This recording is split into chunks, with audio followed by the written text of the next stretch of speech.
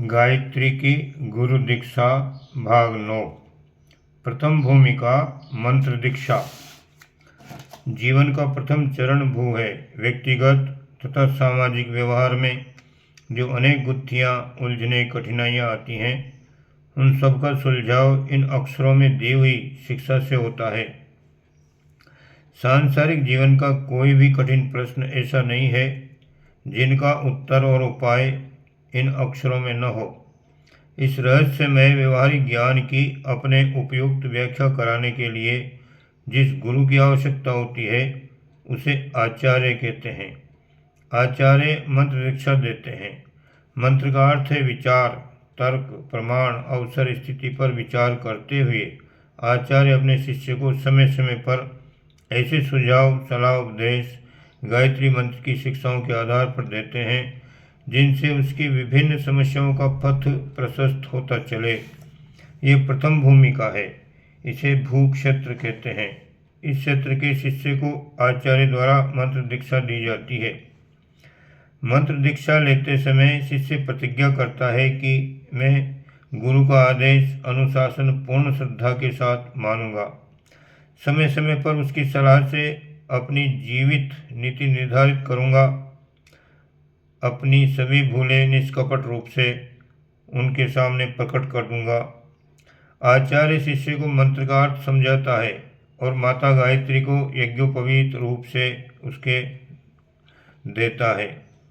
शिष्य देव भाव से आचार्य का पूजन करता है और गुरु पूजा के लिए उन्हें वस्त्र, आभूषण, पात्र, भोजन, दक्षिणा आदि सामर्थ्य अनुसार भेंट करता है। रोली, अक्षत, तिलक, कलावा, वर्ण आदि के द्वारा दोनों परस्पर एक दूसरे को बांधते हैं। मंत्र दीक्षा एक प्रकार से दो व्यक्तियों में आध्यात्मिक रिश्तेदारी की स्थापना है। इस दीक्षा के पश्चात पाप पुण्य में वे 1% के भागीदार हो जाते हैं। शिष्य के 100 पापों में से 1 का फल गुरु को भोगना पड़ता है। इसी प्रकार पुण्य में भी एक दूसरे के साझीदार होते हैं। ये सामान्य दीक्षा है। ये मंत्र दीक्षा साधारण श्रेणी के सुशिक्षित सत्पुरुष आचार्य प्रारंभिक श्रेणी के साधकों को दे सकते हैं। दूसरी भूमिका अग्नि दीक्षा। दूसरी भूमिका में पहुंचने पर दूसरी दीक्षा लेनी पड़ती है। इसे प्राण दीक्षा या अग्नि दीक्षा कहते हैं। प्राणमय कोश एवं मनोमय कोश के अंतर्गत छिपी हुई शक्तियों को जागृत करने की साधना का शिक्षण क्षेत्र यही है। साधना संग्राम के अस्त्र शस्त्रों को धारण करना, संभालना और चलाना इसी भूमिका में सीखा जाता है। प्राण शक्ति की न्यूनता का उपचार इसी क्षेत्र में होता है। साहस, उत्साह, परिश्रम, दृढ़ता, स्फूर्ति, आशा, धैर्य, लगन आदि वीरोचित गुणों की अभिवृद्धि इसी दूसरी भूमिका में होती है। मनुष्य शरीर के अंतर्गत ऐसे अनेक चक्र, उपचक्र, भ्रमर, उपत्तिका, सूत्र, प्रत्यावर्तन, बीज, मेरु आदि गुप्त संस्थान होते हैं जो प्राणमय भूमिका की साधना से जागृत होते हैं। इस जागरण के फलस्वरूप साधक में ऐसी अनेक विशेषताएं उत्पन्न हो जाती हैं जैसी कि साधारण मनुष्यों में नहीं देखी जाती हैं। भूव भूमिका में ही मन, बुद्धि, चित्त, अहंकार के चतुष्टय का संशोधन, परिमार्जन एवं विकास होता है। ये सब कार्य मध्यमा और पश्यंती वाणी द्वारा किया जाता है। वेखरी वाणी द्वारा वचनों के माध्यम से प्रारंभिक साधक को भूक्षेत्र में मंत्र दीक्षा, दीक्षित को सलाह, शिक्षा आदि दी जाती है। जब प्राण दीक्षा होती है तो गुरु अपना प्राण शिष्य के प्राण में घोल देता है। बीज रूप से अपना आत्मबल साधक के अंतःकरण में स्थापित कर देता है। जैसे आग से आग जलाई जाती है, बिजली की धारा से बल्ब जलते या पंखे चलते हैं, उसी प्रकार अपना शक्ति भाग बीज रूप से दूसरे की मनोभूमि में जमा कर वहाँ से सींचा और बढ़ाया जाता है। इस क्रिया पद्धति को अग्नि दीक्षा कहते हैं। अशक्त को सशक्त बनाना, निष्क्रिय को सक्रिय बनाना, निराश को आशान्वित करना प्राण दीक्षा का काम है। मन से विचार उत्पन्न होता है, अग्नि से क्रिया उत्पन्न होती है। अंतःभूमि में हलचल, क्रिया, प्रगति, चेष्टा, क्रांति, बेचैनी, आकांक्षा का तीव्र गति से उदय होता है। साधारणतः लोग आत्मोन्नति की ओर कोई ध्यान नहीं देते। थोड़ा सा देते हैं तो उसे बड़ा भारी बोझ समझते हैं। कुछ जब तब करते हैं तो उन्हें अनुभव होता है कि मानो बहुत बड़ा मोर्चा जीत रहे हों। परंतु जब आंतरिक स्थिति भूव क्षेत्र में पहुंचती है तो साधक को बड़ी बेचैनी और असंतुष्टि होती है। उसे अपना साधन बहुत साधारण दिखाई पड़ता है और अपनी उन्नति उसे बहुत मामूली दिखाई पड़ती है। उसे छटपटाहट एवं जल्दी होती है कि मैं किस प्रकार शीघ्र लक्ष्य तक पहुंच जाऊं। अपनी उन्नति चाहे कितनी ही सुव्यवस्थित ढंग से हो रही हो, पर उसे संतोष नहीं होता। ये व्याकुलता उसकी कोई भूल नहीं होती, वरन भीतर ही भीतर जो तीव्र क्रिया शक्ति काम कर रही है उसकी प्रतिक्रिया है। भीतरी क्रिया प्रवृत्ति और प्रेरणा का बाहरी लक्षण असंतोष है। यदि असंतोष न हो तो समझना चाहिए कि साधक की क्रिया शक्ति शिथिल हो गई। जो साधक दूसरी भूमिका में है उसका असंतोष जितना ही तीव्र होगा उतनी ही क्रिया शक्ति तेजी से काम करती रहेगी। बुद्धिमान गुरु दूसरी कक्षा के साधक में सदा असंतोष भड़काने का प्रयत्न करते हैं ताकि आंतरिक क्रिया और भी सतेज हो जाए। साथ ही इस बात का भी ध्यान रखा जाता है कि वह असंतोष कहीं निराशा में परिणित न हो जाए। अग्नि दीक्षा लेकर साधक का आंतरिक प्रकाश स्वच्छ हो जाता है और उसे अपने छोटे से छोटे दोष भी दिखाई पड़ने लगते हैं। अंधेरे में धुंधले प्रकाश में बड़ी वस्तुएं भी ठीक प्रकार दिखती हैं और कई बार तो प्रकाश की तेजी के कारण वे वस्तुएं और भी अधिक महत्वपूर्ण दिखती हैं। आत्मा में ज्ञान अग्नि का प्रकाश होते ही साधक को अपनी छोटी छोटी भूल बुराई कमियां भली प्रकार दिख पड़ती हैं। उसे मालूम पड़ता है कि मैं असंख्य बुराइयों का भंडार हूँ। नीची श्रेणी के मनुष्यों से भी बुराइयाँ मेरे अंदर हैं। अब भी पाप मेरा पीछा नहीं छोड़ते। इस प्रकार वह अपने अंदर घृणास्पद तत्वों को बड़ी मात्रा में देखता है। जिन गलतियों को साधारण श्रेणी के लोग कतई गलती नहीं मानते, उनका निरीक्षण विवेक वह करता है। मानस पापों तक से दुखी होता है। महात्मा सूरदास जब परम भागवत हो रहे थे तब उन्हें अपनी बुराइयां सूझी। जब तक वे वस्तुतः पापी और व्यभिचारी रहे तब तक उन्हें अपने काम में कोई बुराई नहीं दिखी। पर जब वे भगवान की शरण में आए तो भूतकाल की बुराइयों को याद करने मात्र से उनकी आत्मा कांप गई और उसकी तीव्र वेदना को शांत करने के लिए अपने नेत्र फोड़ डाले। फिर भी आत्मनिरीक्षण करने पर उन्हें अपने भीतर दोष ही दोष दिखे, जिनकी घोषणा उन्होंने अपने प्रसिद्ध पद में की, मौसम कौन कुटिल खल कामी। भूव की भूमिका में पहुंचे हुए साधक के 3 लक्षण प्रधान रूप से होते हैं। पहला है आत्मकल्याण के लिए तपश्चर्या में तीव्र प्रवृत्ति। दूसरा, अपनी प्रगति को मंद अनुभव करना, अपनी उन्नति के प्रति असंतोष। तीसरा है अपने विचार कार्य एवं स्वभाव में अनेक बुराइयों का दिखाई देना। ये भूमिका धीरे धीरे पकती रहती है। यदि हांडी के भीतर शांति हो तो उसके 2 ही कारण समझे जा सकते हैं। पहला, या तो अभी पकना आरंभ नहीं हुआ, हांडी गर्म ही नहीं हुई, या दूसरा जो है पककर दाल बिल्कुल तैयार हो गई। या तो अज्ञान अंधकार में डूबे हुए मूर्ख प्रकृति के लोग मुदित रहते हैं और अपनी बुराइयों में ही मौज करते हैं, या फिर अंतिम कक्षा में पहुंचा हुआ योगी आत्म साक्षात्कार करके ब्रह्म ज्ञान को प्राप्त कर शांत हो जाता है। मध्यम कक्षा में तप, प्रयत्न, असंतोष एवं वेदना की प्रधानता रहती है।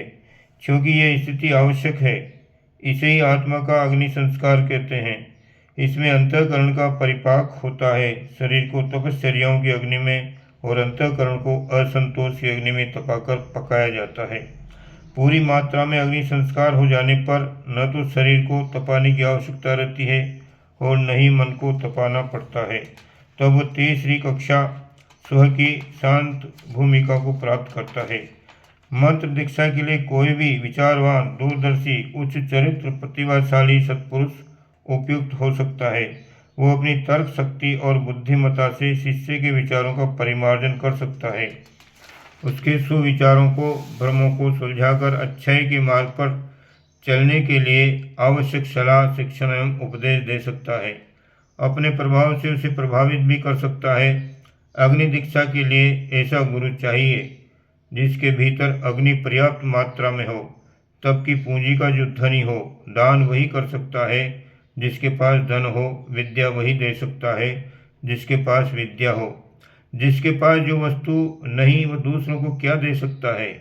जिसके स्वयं तप करके प्राण शक्ति संचित की है, अग्नि अपने अंदर प्रज्वलित कर रखी है, वही दूसरों को प्राण या अग्नि दीक्षा देकर भूव भूमिका की दीक्षा दे सकता है।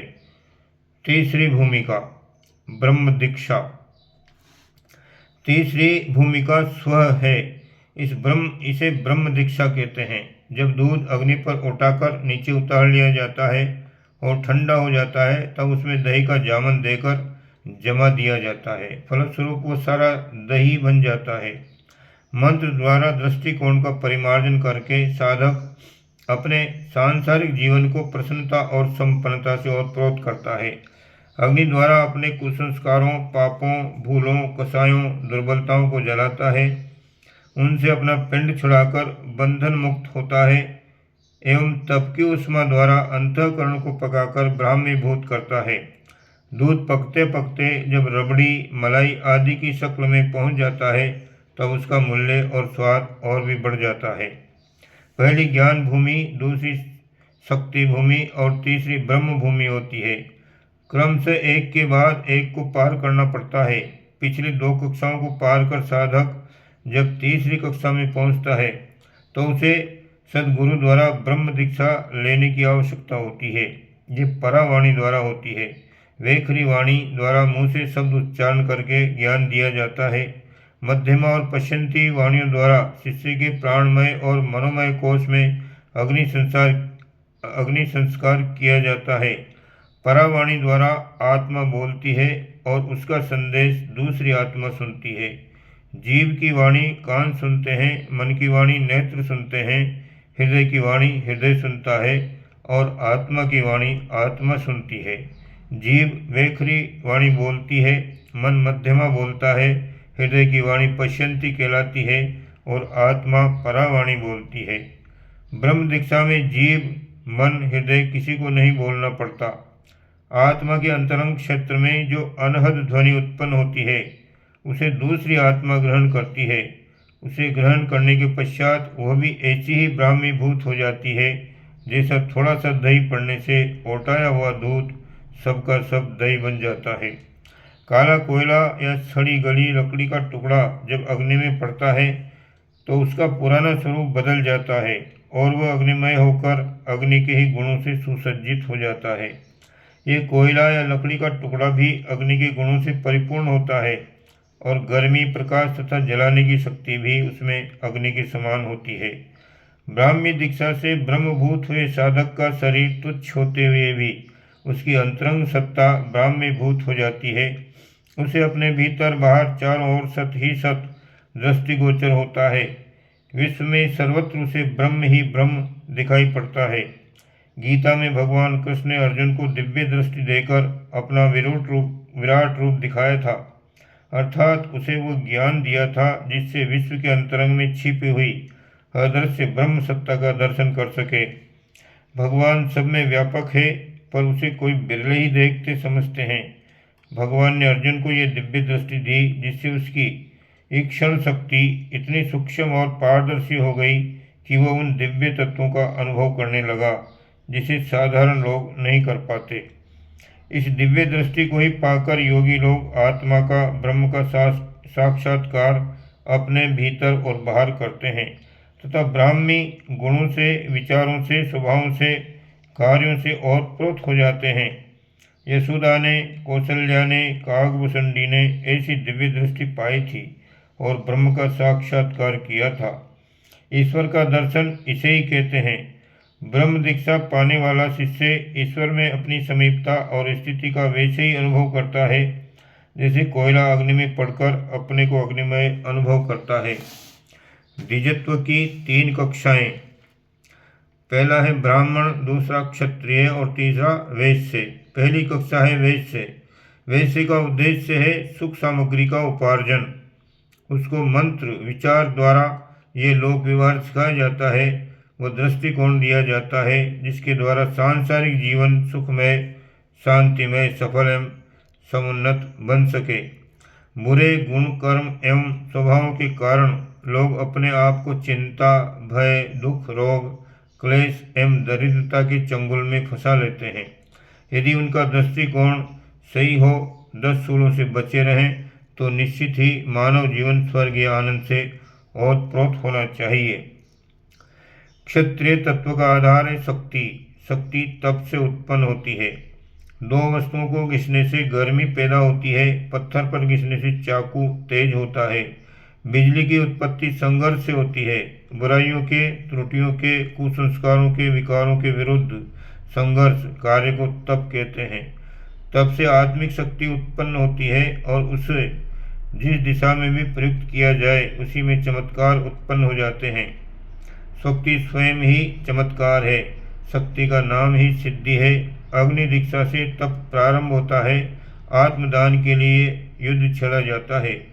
गीता में भगवान ने अर्जुन को उपदेश दिया था कि तू निरंतर युद्ध कर।